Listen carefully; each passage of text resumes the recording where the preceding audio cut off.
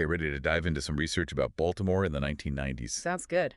You sent over this study on violence in Baltimore neighborhoods, Yeah, and it looks at something we don't always think about. right. How population changes can actually impact serious crime rates. Hmm. And we're not talking like petty theft here. Nope. We're talking homicides and aggravated assaults. The serious stuff. It's a Heavy stuff. it's a really interesting area Yeah. to study, especially when you think about that common assumption, more people, more crime, right? Aye. Well, Makes sense. this research kind of throws a wrench in that, Oh, really? especially when you zoom in on specific neighborhoods over time. Okay, so let's set the scene a little bit. Okay, It's the 1990s. right. Baltimore, unfortunately, was dealing with some really high homicide rates. Yeah, it was a tough time.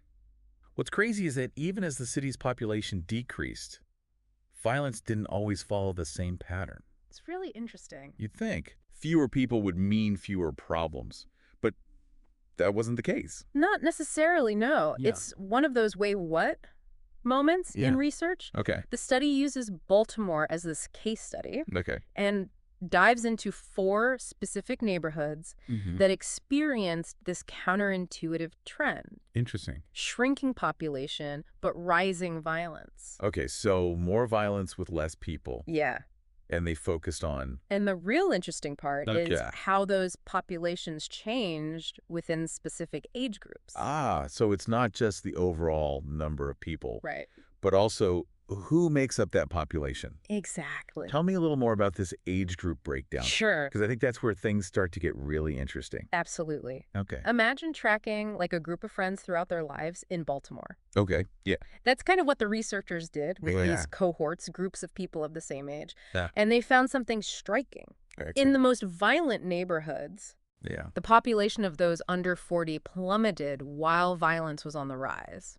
Okay, so fewer young people, more violence. Yeah, Something doesn't add up there. it is kind of counterintuitive. What were the researchers' theories on why this was happening? Well, one idea is what they call flight from violence. Okay. If you think about it, if you're under 40, maybe thinking about starting a family, Yeah. and you're living in a neighborhood where violence is increasing, Yeah.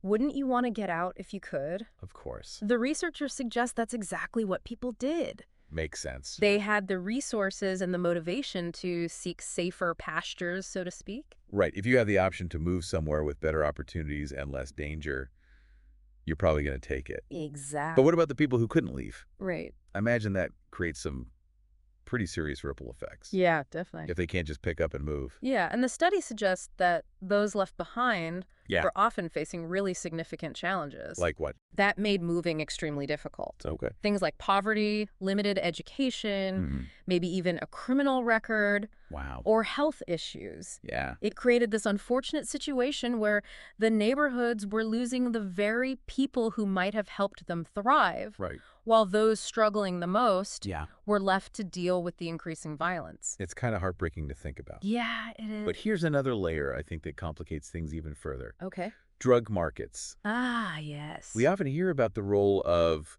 drugs in fueling violence. For sure. But how did the researchers connect that to these shrinking, increasingly violent neighborhoods? Well, this is where the research gets even more nuanced. Okay. The study found that neighborhoods in decline, with lots of empty homes, and what they called less social cohesion, What does that mean? basically a breakdown in that sense of community, could become magnets for drug activity. Interesting. And here's the thing.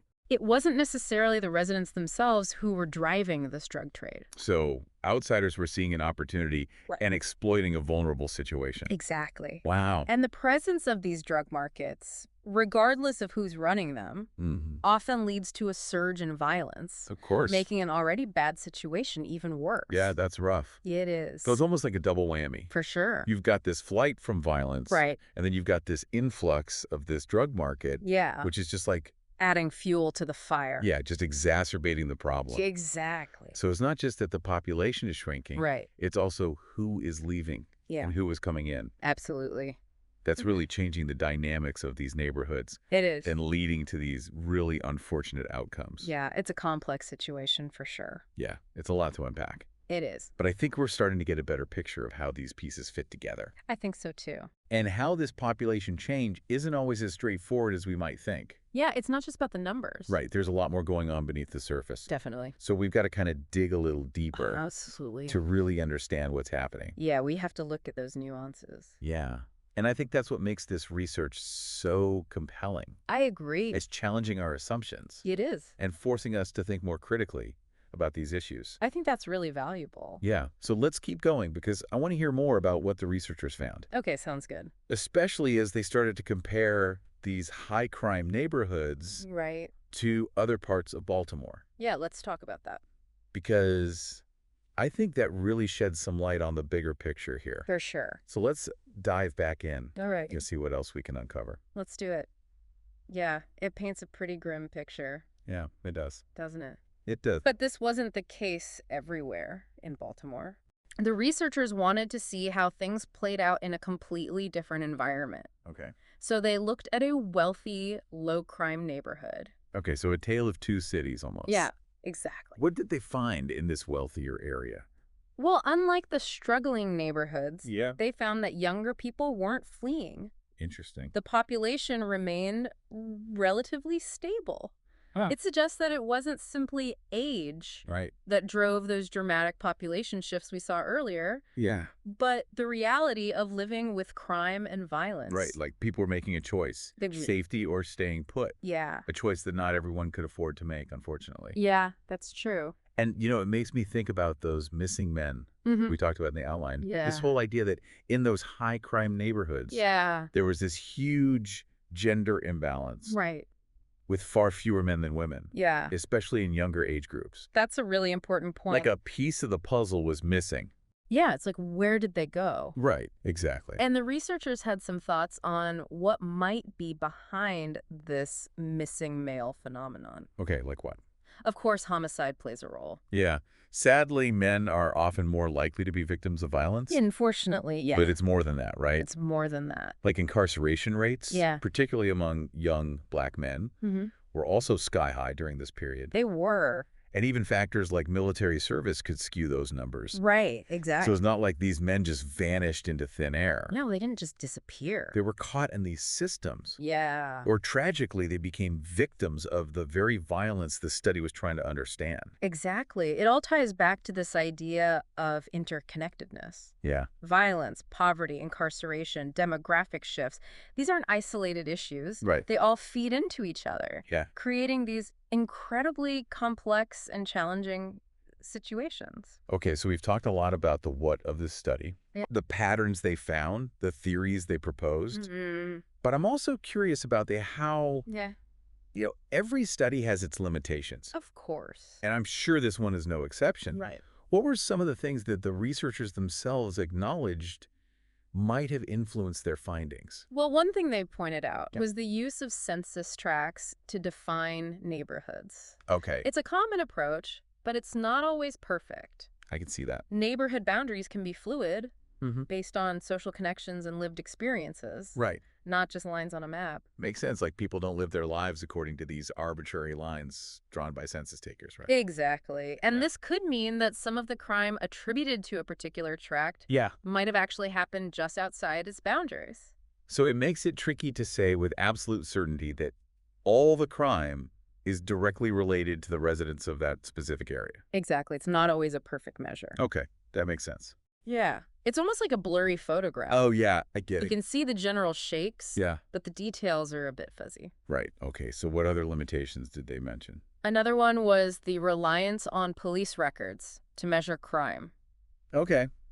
We know that police records don't always capture the full picture. There's often underreporting, There is. especially in high crime areas where people might not trust the police Yeah, or fear retaliation for reporting a crime. absolutely. Yeah, it's a tough situation. It is. The very communities that might need the most protection are often the ones least likely to seek it from law enforcement. Unfortunately, that's true. Yeah. And it means that the actual levels of violence in these neighborhoods Yeah. could have been even higher than what the official statistics show. Wow, so it's like we're seeing the tip of the iceberg. Yeah, exactly. But the true scale of the problem is submerged beneath the surface. Right. So even with those limitations, Yeah. did the study still manage to uncover some valuable insights? Oh, absolutely. Because honestly, it's a lot to take in. It is a lot. It's complex. It is. There's a lot of factors at play, There are. but I feel like there's got to be something we can take away from this. The fact that they found this consistent pattern Yeah. of shrinking younger cohorts in those high crime areas Yeah. while violence was increasing, Yeah. that's a significant finding. It is. It really challenges our assumptions about the relationship between population and crime. It does. And it forces us to confront some really tough questions. Like, what can we do about it? Exactly. What can we learn from this research to create safer, more just communities? Yeah. How do we actually take this information and use it to make a difference? Right. Like, where do we even begin? I think that's where the real value of this study lies. Yeah. It's not just about documenting a problem. It's Yeah. about using that knowledge Yeah. to spark conversations and hopefully inspire solutions. And I think one of the key takeaways for me is that there's no easy fix. Yeah, there's no silver bullet here. No, there's not. The researchers themselves acknowledge that addressing these complex issues requires a long-term perspective. Right. It's not about quick fixes Exactly. or Band-Aid solutions. It's about really digging deep and understanding the root causes. So where do we even begin? Well, one thing that comes up repeatedly in the research Yeah. is the importance of early intervention. Okay. If we can reach young people before they become entangled in the criminal justice system, Okay. we have a much better chance of steering them towards a positive path. So it's about prevention, not just punishment. Exactly. Yeah. And that means investing in programs that support families, provide high-quality early childhood education, Yeah. create safe spaces for kids to learn and grow. It's about giving them the tools and the support they need to thrive Yeah, rather than waiting until things go wrong. exactly. It feels like we keep coming back to this idea that the solutions need to go beyond just traditional law enforcement approaches. It's a crucial point. Yeah. This study really highlights the limits of focusing solely on punishment and incarceration. Okay. If we want to truly address the root causes of violence, we have to think more broadly. Okay, so what does thinking broadly actually look like in this context? Yeah. What are some of those other approaches Sure. that might hold more promise? Well, one strategy that's often cited as having potential is community policing. Okay. The idea is that when law enforcement officers build relationships with residents and work collaboratively to address crime, it can help to create a safer environment, reduce fear, and build trust. So it's not just about arrests and convictions. Right. It's about officers becoming part of the fabric of the community, Exactly. understanding the challenges people are facing, Yeah. and working with residents, not just acting upon them. Exactly. It's a shift in perspective from seeing the police as solely enforcers to seeing them as partners in creating safer communities. I like that. Yeah. It's a good way to put it. And that shift in perspective seems to be a recurring theme here. Yeah. We've talked about shifting from punishment to prevention, from quick fixes to long-term solutions, Right. and now from an us versus them mentality to a more collaborative approach to community safety. It's about recognizing that we're all in this together, Yeah. that creating lasting change requires a collective effort Yeah. from residents, law enforcement, policymakers, and community organizations. And speaking of policymakers, Yeah. this research really underscores the need for them to think beyond Right. those short-term political wins, right? Absolutely. To invest in the kinds of programs and policies that might not yield immediate results, but could have a profound impact over time.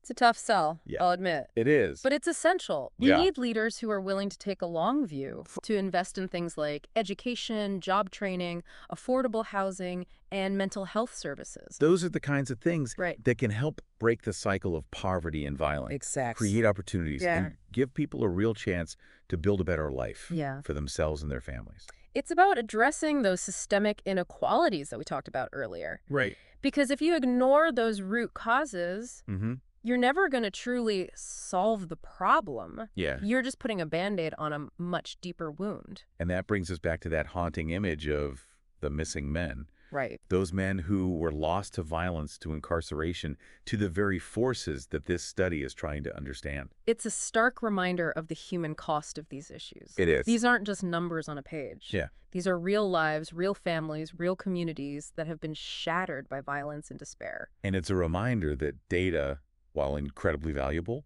Right. can sometimes obscure the human stories behind those numbers. Yeah, for sure. We need to keep those stories in mind. Absolutely. To remember that behind every statistic is a person with hopes, dreams, and struggles. Very true.